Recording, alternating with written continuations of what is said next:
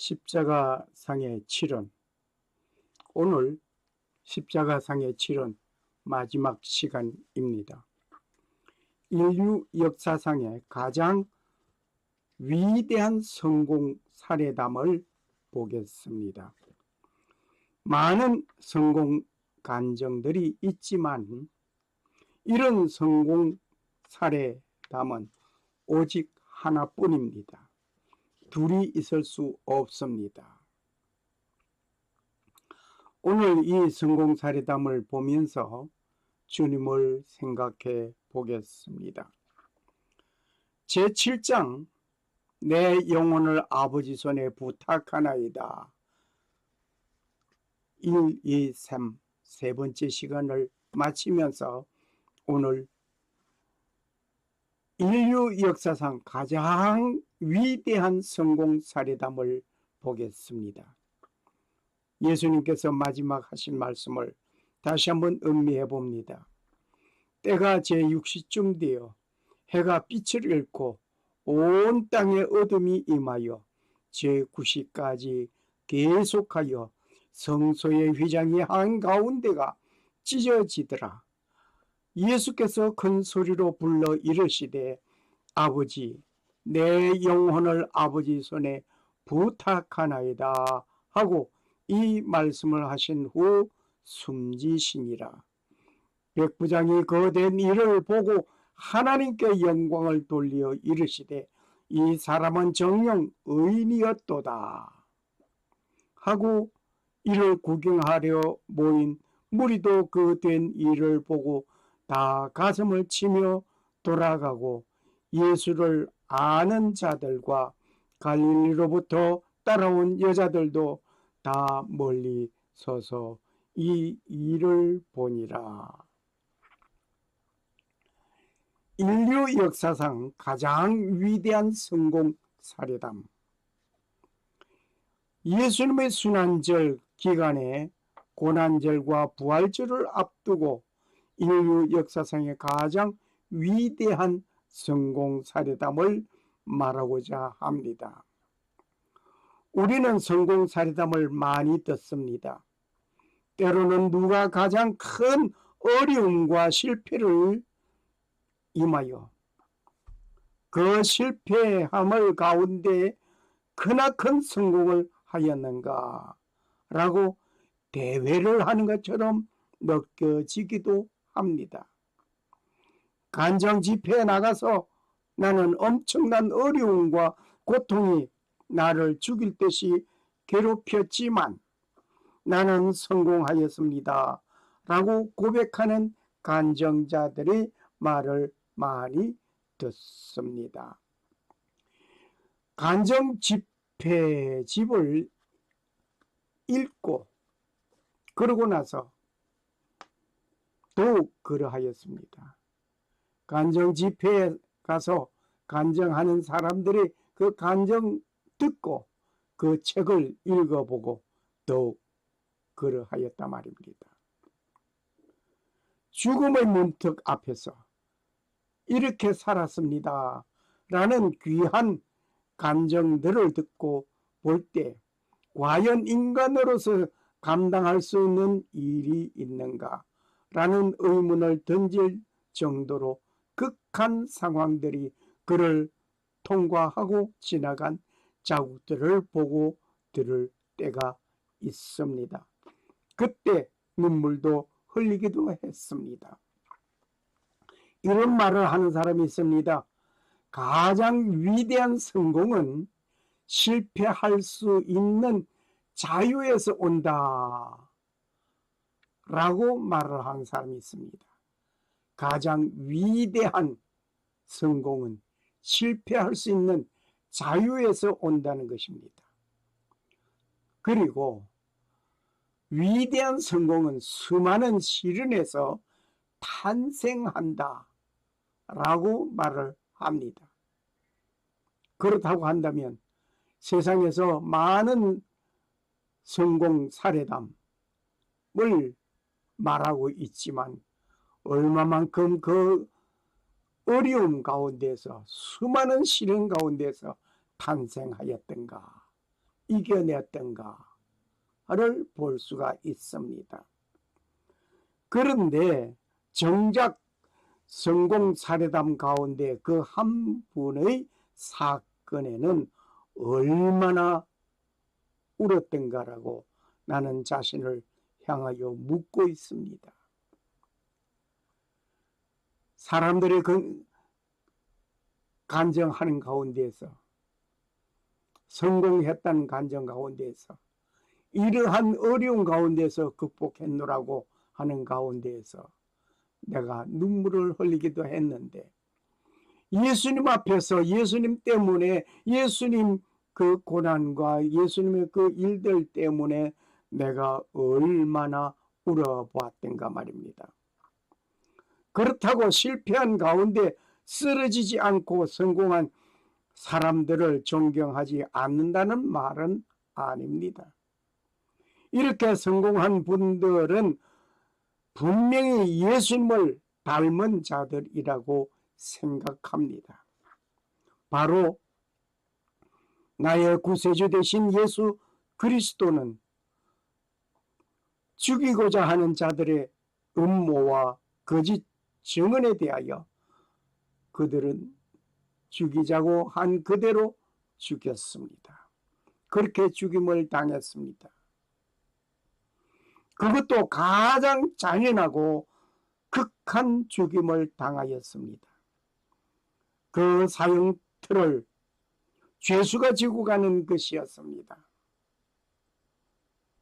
사형틀에 못을 박아 매달고 온갖 조롱을 하면서 침을 뱉고 말로 표현할 수 없는 수모를 당하시던 그분은 능력이 없어서 당하였습니까?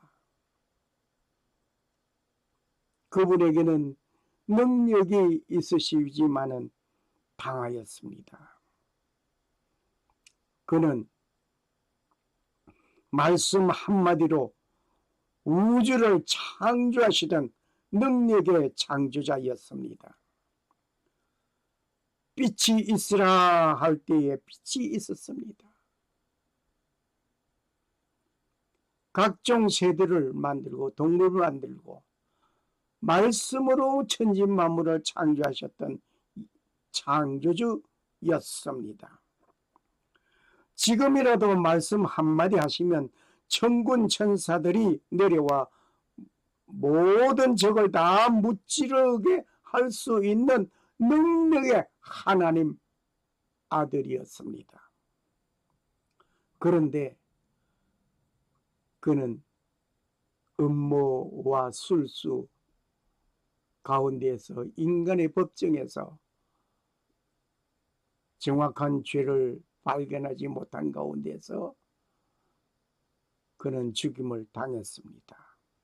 무리들의 십자가에 못 박으소서, 십자가에 못 박으소서 하는 그 무리들의 함성에 십자가에 못 박도록 내어주었습니다.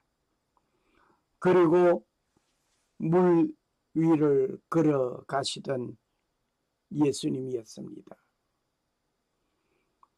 그 예수님께서는 죽은 나사로를 살리셨습니다.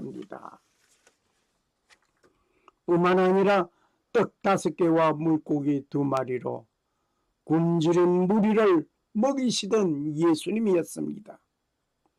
그 예수님은 스스로 십자가에서 내려올 수 있는 능력이 예수님이지만은 아무런 저항 없이 죽어 가셨습니다. 내려올 수 있지만 내려오지 않았습니다.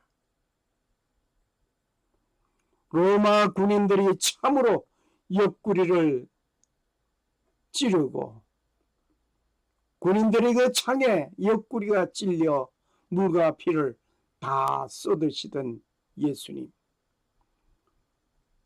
죽임을 확인하는 승리의 모습이기도 하였습니다. 유대인들이 자기의 메시아로 인정하지 않고 죽이고자 하던 그대로 죽였으니 그들은 승리의 궤거를 부른 것이 분명합니다. 예수님은 이렇게 실패한 하찮은 존재같이 쓰러지셨습니다. 그러나 그는 그 죽음에서 부활하셨습니다. 할렐루야, 할렐루야. 로마 사람들이 깜짝 놀라는 순간이었습니다. 당시 유대 종교 지도자는 당황하였습니다. 자신들이 승리하고 이긴 줄 알았던 그들은 당황하고 놀라지 않을 수 없었습니다. 그 이유는 그들이 죽인 예수가 다시 살아났다는 것이었습니다.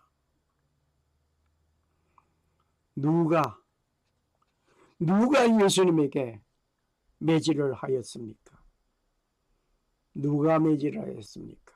로마 군병이었습니까? 물론 로마 군병들이 매질을 하였던 것은 사실입니다. 그러나 매질을 하게 한 자가 누굽니까? 누가 예수님에게 침을 뱉고 모욕하였습니까?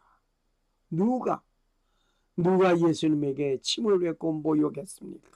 누가 예수님을 재판관 자리에 끌어갔습니까? 빌라도 재판 자리에 누가 예수님을 끌고 갔습니까? 누가 예수님에게 가시관을 씌웠습니까? 가시관을 씌운 자가 누굽니까? 누가 예수님의 손과 발에 못을 박았습니까? 예수님의 손에 못을 박고 발에 못을 박고 가시관을 씌운 자, 예수님을 빌라도 재판관에 끌고 간 자가 예수님을 때리고 채찍으로 치고 욕하고 침뱉은 자가 누굽니까? 누가 예수님을 그렇게 했습니까? 그 예수님은 나의 죄와 허물을 용서하시기 위하여 하나님과 멀리 떨어져 있는 나를 하나님과 화목시키기 위하여 그는 구세주로 오셨습니다. 이렇게 처벌을 받기 위하여 오셨습니다. 누구 때문이었습니까? 나의 허물과 죄 때문이었습니다. 로마 군인이 매질하고 온 군중이 십자가에 못 박으라고 함성을 지르고 그에게 온갖 모욕을 하는 자들이 아니고 나였습니다. 나라는 그 사실을 모르고 있었던 나였습니다. 인류 역사상 가장 위대하고 성공자, 위대한 성공자가 누굽니까? 그분은 오직 예수 그리스도입니다. 그는 33세에 모든 비판자들의 모여서 외치는 그 외침, 음모술수하는 그 무리에, 그 소리에 그들을 무색하게 하였던 것은 무엇으로 무색하게 했습니까? 예수님께서 부활하심으로 나를 구원하기 위하여 귀한 선물이 되어 주신 예수님, 번제물이 되어 주신 그 예수님, 그를 믿는 모든 자에게 영생의 소망을 주신 예수님, 할렐루야. 그가 매를 맞음으로 나음을 입었던 나였습니다. 그가 허물이 되어짐으로 인하여 내 허물이 사함을 받고 아버지 앞에 나아갈 수 있었습니다. 이러한 성공 사례담을 들을 때 과연 얼마의 눈물을 흘려왔던가 하면서 나는 깊이 반성해 봅니다. 주님, 나 때문에 받으신 그 고난, 나 때문에 죽임을 당한 그 고난, 주님, 어떤 누구의 감정에 슬퍼하고 울기는 했지만 주님 때문에 내가 이렇게 살아노라고 하여 감격의 눈물을 흘려보았던가 말입니다. 능력의 하나님의 아들이 무능력한 모습으로 쓰러지고 넘어지는 것 같이 쓰러진 것이 아니었습니다. 부활하심으로 인하여 그는 우리에게, 나에게 영원한 생명을 허락해 주셨습니다. 예수께서 가라사대 나는 부활이요 생명이니 나를 믿는 자는 죽어도 살겠고 무릇 살아서 믿는 자는 영원히 죽지 아니하리니 이것을 네가 믿느냐. 아멘. 제가 믿습니다. 제가 믿습니다. 주님은 부활이요 생명이라고 한 그 말씀 제가 믿습니다. 할렐루야. 샬롬. 살아 역사시는 능력의 하나님께서 자기를 나타내지 아니하시고 순종하신 예수 그리스도를 본을 받아 살기를 원하는 모든 사람에게 하나님 아버지의 은혜가 충만하시기를 소원합니다. 감사합니다.